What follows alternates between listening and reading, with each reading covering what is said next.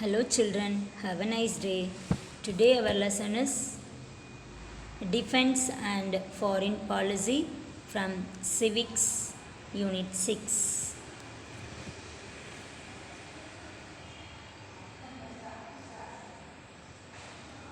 Introduction. India is a peace-loving country. India is a peace-loving country. India has always maintained cordial relationship with all other countries in general and with its neighbors in particular. At the same time, it has to strengthen its security to defend its border from any foreign aggression. So, the government of India has given higher priorities to the defense sector. Let us understand the various defense forces of our country. First, need for defense system. National security is very essential for the political, social and economic development of any country. It is also important for the growth of a country's peace and prosperity. Indian Defence Services. The President of India, being the head of the state, occupies the highest position in our defense organization. He is the supreme commander of the armed forces in India. Security forces in India can be divided into three: Indian Armed Forces, paramilitary forces, and Central Armed Police Forces. Indian Armed Forces. Their primary forces consist of country's army, navy, air force and coast guard. They serve under the Ministry of Defense. Paramilitary forces. They are Assam Rifles and Special Frontier Force. Central Armed Police Forces. They are BSF, CRPF, ITBP, CISF and SSB. They serve under the authority of Ministry of Home Affairs. CAPF work along with both army and police in different roles assigned to them. Indian Armed Forces. Army. Let's see about one by one. Army Day is 15th January. The Indian Army is the land-based branch and it is the largest volunteer army in the world. It is commanded by the Chief of Army Staff, who is a 4-star general. The primary mission of the Indian Army is to ensure national security, national unity, defending the nation from external aggression, internal threats and maintaining peace and security with its borders. It is operationally and geographically divided into 7 commands. Let's see about Navy. The primary objective of the Navy is to safeguard the nation's maritime borders and in conjunction with other armed forces of the Union, act to deter or defeat any threats or aggression against the territory, people or maritime interest of India. The Chief of Naval Staff, a 4-star admiral, commands the Navy. It has 3 naval commands. Next we'll see about the Air Force. Navy Day is 4th December. Then the Air Force Day is 8th October. The Indian Air Force is the air arm of the Indian Armed Forces. Its primary mission is to secure Indian airspace and to conduct aerial warfare during armed conflict. The Chief of Air Staff and Air Chief Marshal is a 4-star officer and is responsible for the bulk of operational command of the Air Force. It has 7 commands. Indian Coast Guard, ICG. Coast Guard Day is 1st February. It operates under the Ministry of Defense. The Coast Guard works in close cooperation with the Indian Navy, the Department of Fisheries, the Department of Revenue, and the Central and State Police Forces. Next,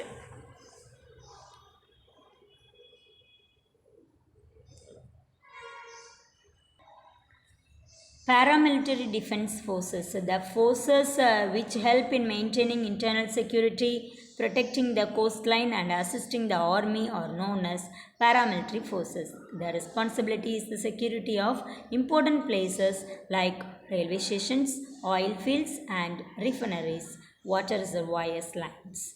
They also participate in the management of natural or man-made disasters. During peacetime, the paramilitary forces also have the responsibility of protecting the international borders. That is Assam Rifles and Assam Rifles AR Special Frontier Force SFF. Assam Rifles.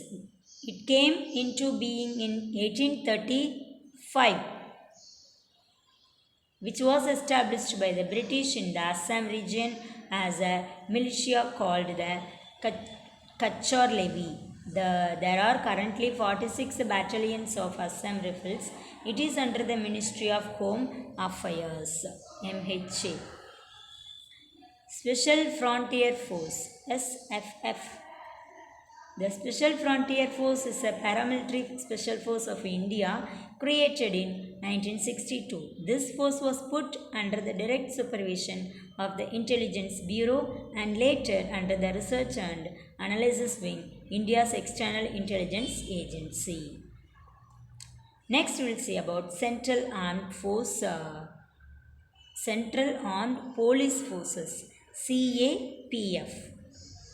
Following 5 forces which come under Ministry of Home Affairs were earlier considered paramilitary forces, but from March 2011 they have been reclassified as Central Armed Police Forces, CAPF, to avoid confusion. What is the following 5 forces? First one is Central Reserve Police Force, Indo-Tibetan Border Police, Border Security Force, Central Industrial Security Force. This day, Central Industrial Security Force Day is 10th March. Then last one is Special Service Bureau. Central Reserve Police Force. We will see about one by one. The mission of Central Reserve Police Force shall be to enable the government to maintain rule of law, public order and internal security effectively and efficiently, to preserve national integrity and promote social harmony and development by upholding supremacy of the Constitution. The Rapid Action Force is a specialized wing of the CRPF to deal with riot, crowd control, rescue and relief operations and related unrest situations. Indo-Tibetan Rapid Action Force Day, that is celebrated on 7th October. Then Indo-Tibetan Border Police, ITBP. It is a border guarding police force. This force is specialized in high altitude operations. It is deployed for border guarding duties from Ladakh to Arunachal Pradesh, which is India-China border. Border Security Force. The Border Security Force is a border guarding force of India. BSF is charged with guarding India's land border during peacetime and preventing transnational crimes. Central Industrial Security Force. The Central Industrial Security Force was set up under an Act of the Parliament of India on 10th March 1969. its duty or guarding sensitive governmental buildings, the Delhi Metro, and providing airport security. Shashastra Shima Bal, that is or Special Service Bureau, SSB.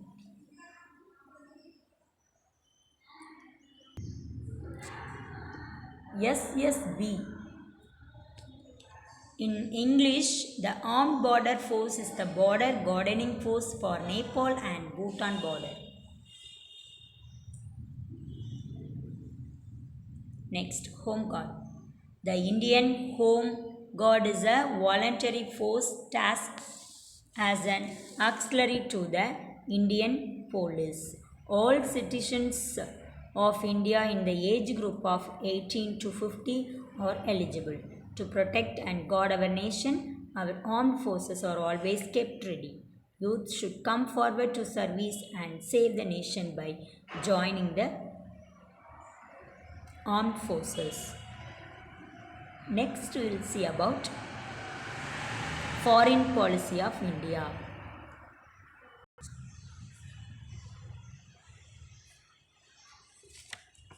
Foreign policy of India. A foreign policy is a set of political goals that define how a sovereign country will interact with other countries in the world.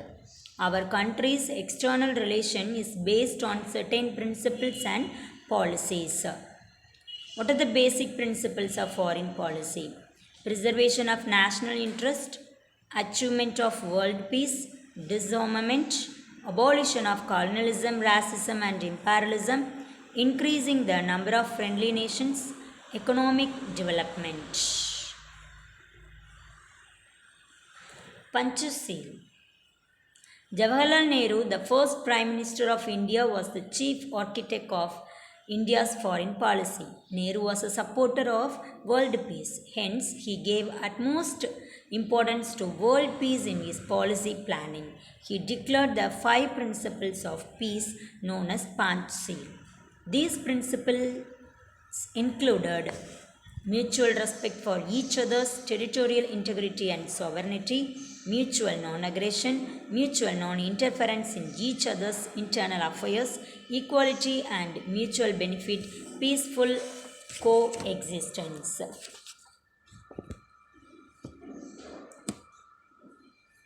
Non-alignment.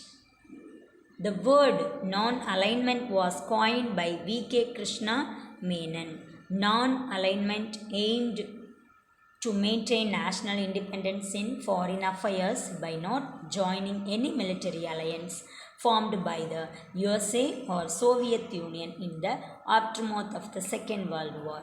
It was a dynamic concept which meant not committing to any military bloc but taking an independent stand on international issues. The founding fathers of non-aligned movement were Jawaharlal Nehru of India, Tito of Yugoslavia, Nasser of Egypt, Sukarno of Indonesia, and Kwame Nkrumah of Ghana. Nelson Mandela. Nelson Mandela was leader of the African National Council of South Africa, a determined fighter against apartheid. It is against humanism and democracy. India fought against apartheid and opposed all types of racial discrimination. The end of the racialism in South Africa in 1990 was a great success for India's policy.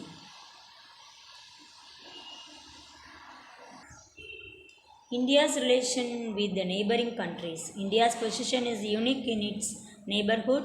India has always favored international and regional cooperation because she believes that through cooperation all disputes and problems among nations can be sorted out peacefully.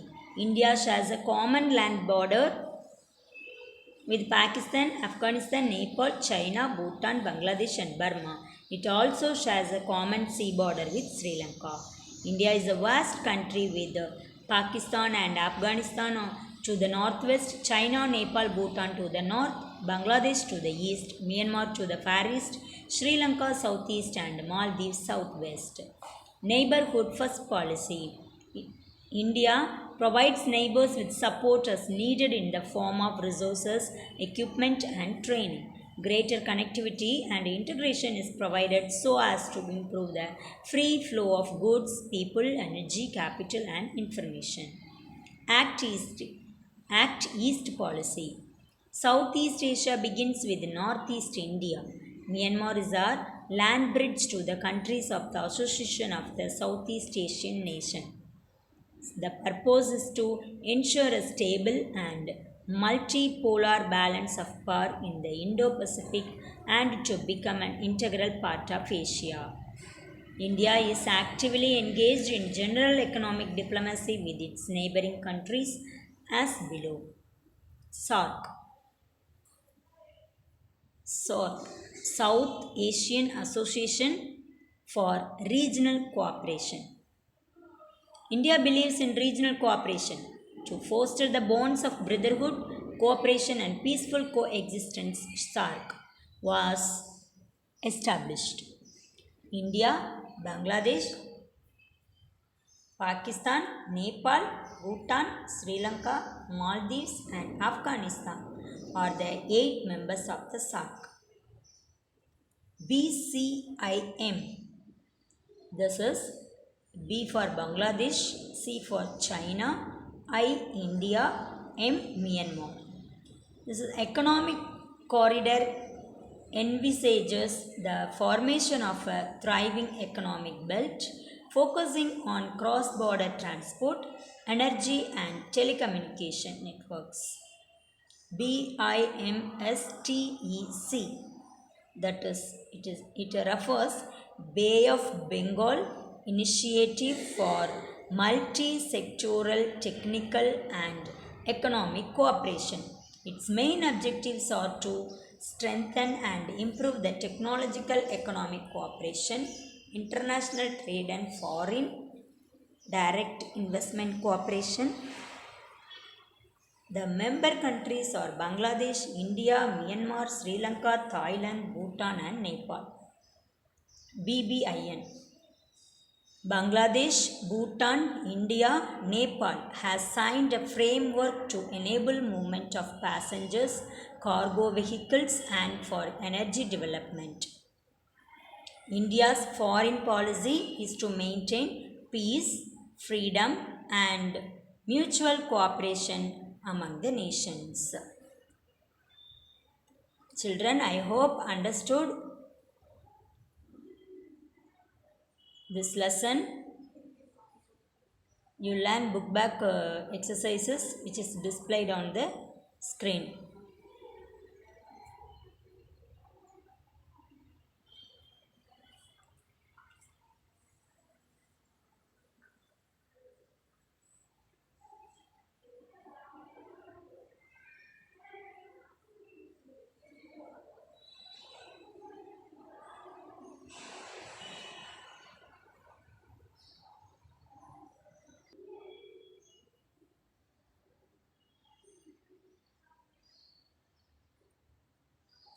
Thank you, ma.